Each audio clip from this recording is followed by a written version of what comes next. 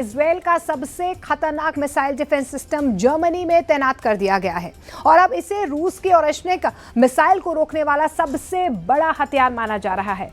Putin को सब मालूम है। सवाल यह है कि अब वो इजराइल को लेकर क्या कोई बड़ा फैसला करने वाला है जिसका सबसे बड़ा फायदा ईरान को होगा।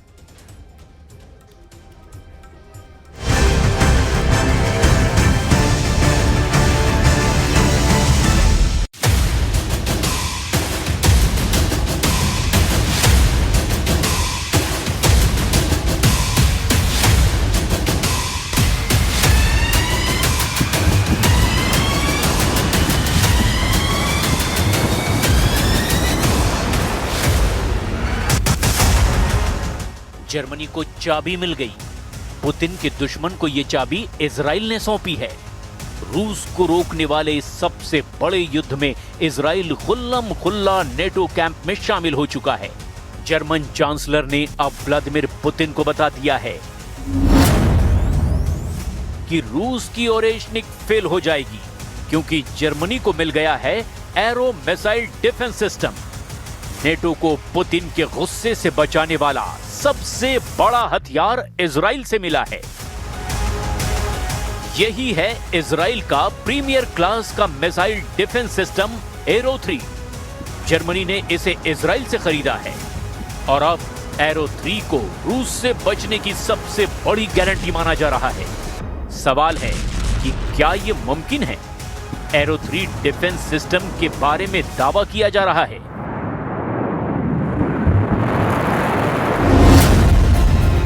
कि अगर रूस ने 4000 किलोमीटर दूर से ओरेशनिक मिसाइल जर्मनी पर दागी तो एरो 3 डिफेंस सिस्टम की मिसाइल इसे बीच रास्ते में ही मार गिराएगी, यानी पुतिन का वार खाली जाएगा। इसी वजह से अब एरो 3 को ओरेशनिक किलर बना करके पेश किया जा रहा है। एक बार फिर देखिए, अगर 4000 किलोमीटर दूर रूस से ओरेशनिक लॉन्च होगी तो जर्मनी में तैनात एरो 3 सिस्टम की मिसाइल लॉन्च होगी और बन जाएगी ओरेशनिक किलर।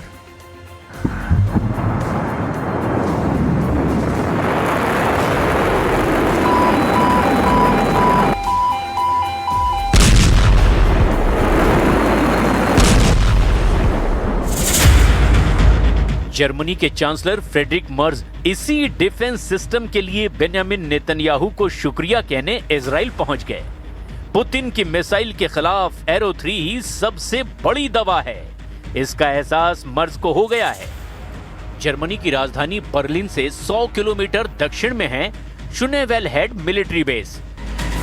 यहां एरो को तैनात किया गया है, यानी कैपिटल बर्लिन को बचाने का इंतजाम कर लिया गया है। This protects not only Germany, but also NATO command structures and reinforcement corridors on German soil, both essential to the alliance.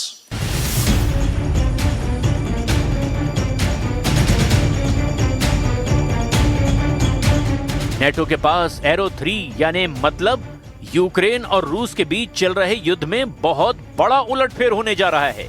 इसमें कोई शक नहीं कि यूक्रेन के आगे मोर्चा पुतिन वर्सेस नेटो का बन चुका है।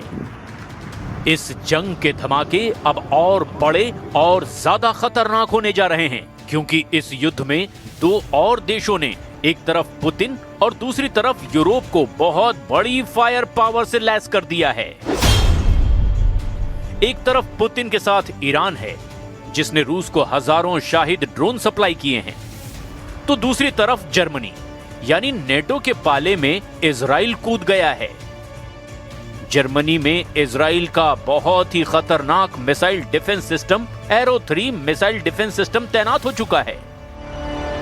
Despite occasional political disagreements, military and technological cooperation is the foundation of our strategic partnership, which will only continue to grow in the years ahead. I also welcome the removal of the arms embargo on various components. Such an act should never have been imposed on an ally fighting murderous Islamic terror.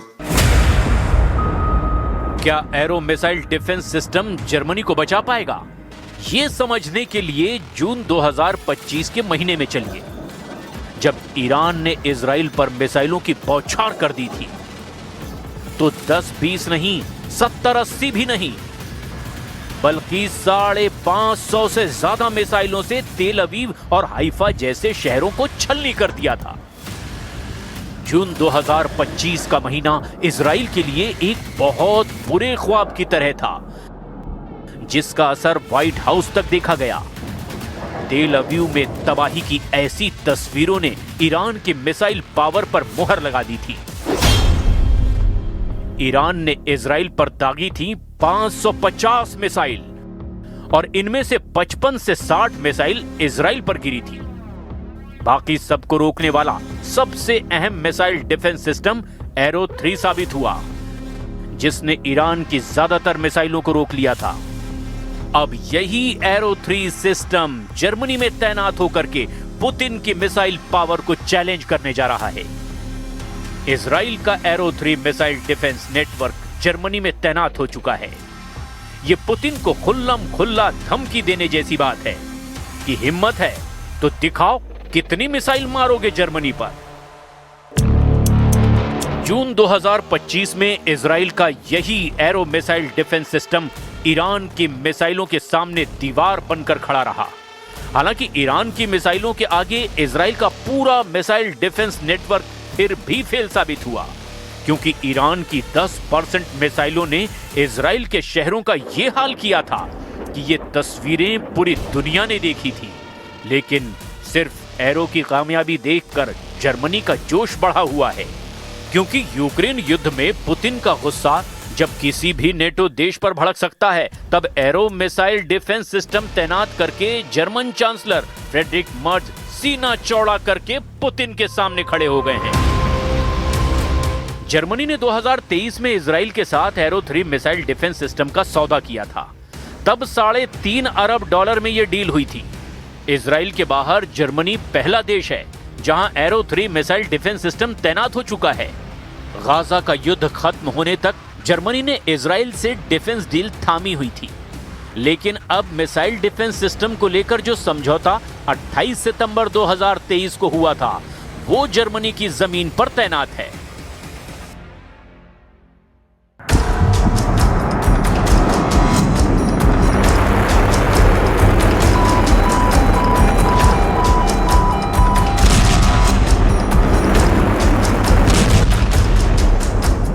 Israel ने Germany को arrow 3 system तो दे दिया, लेकिन Germany के पास और कौन-कौन से ऐसे एयर और मिसाइल डिफेंस सिस्टम हैं जो उसे पुतिन के आसमानी अटैक से बचा सकते हैं।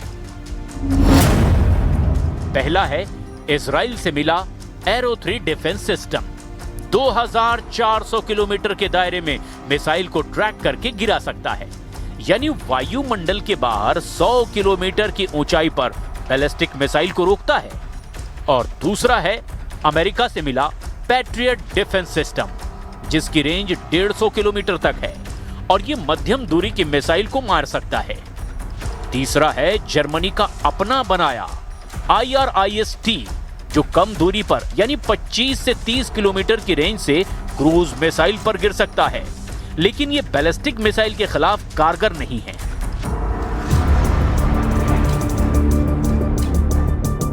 रूस और इजराइल के रिश्ते ठीक ठाक हैं, लेकिन पुतिन को यह भी मालूम है कि नेतन्याहू का झुकाव अमेरिका की तरफ है, यानी नेटो की तरफ। अब जर्मनी को खुल्लम खुल्ला हथियार देने का मतलब है कि इजराइल पुतिन की राह में बड़ी रुकावट बन चुका है। वैसे नेतन्याहू अब भी यूरोप जाने से बच रहे हैं, क्योंकि अंतर्राष्ट्रीय कोर्ट ने उनके खिलाफ युद्ध अपराध के केस में गिरफ्तारी वारंट जारी किया हुआ है। Wir haben über die Frage einer möglichen Reise von Premierminister Netanyahu nach Deutschland nicht gesprochen. Dafür gibt es im Augenblick auch keine Veranlassung, darüber zu sprechen. Wenn es die Zeit erlaubt, dann würde ich gegebenenfalls eine solche Einladung aussprechen. Aber das ist zum jetzigen Zeitpunkt für uns beide kein Thema. लेकिन रूस को लाल आंख दिखाकर Friedrich Merz साफ-साफ कह चुके हैं। Germany बोल रहा है कि तुम कितने यूक्रेन मारोगे, यूरोप के हर देश से ज़ेलेंस्की निकलेगा।